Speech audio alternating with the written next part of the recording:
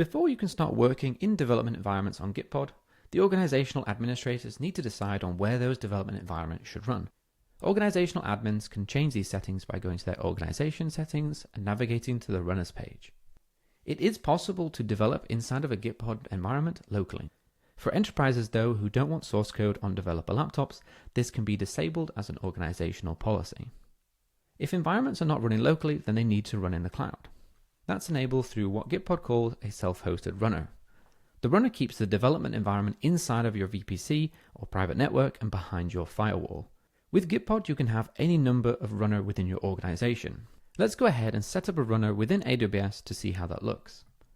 If I go into the runner page, I can select a new runner, navigate up and select AWS.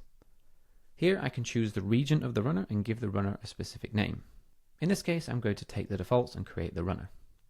Here's your CloudFormation template where you can input a number of different parameters to actually launch your runner.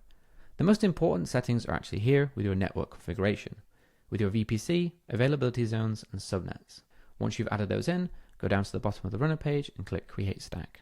When you navigate back to the runner page, you can see the runner settings. Scroll through the runner settings and then you can also add Git providers. Gitpod supports a range of different Git providers for runners, everything from GitHub to GitLab, Bitbucket and even Entra ID. Another important setting on the runner is the environment classes. Environment classes are almost performance profiles for your development environment. They can be large environments, for instance that are GPU enabled, or could be smaller ones to save on cost.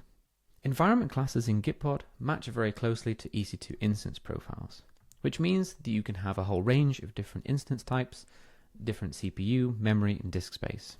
You can use spot instances, and you can even have GPU-enabled environments. This helps developers stay productive by working on environments that are right-sized for the right performance that they need, and also meet your security and governance requirements. Thank you very much.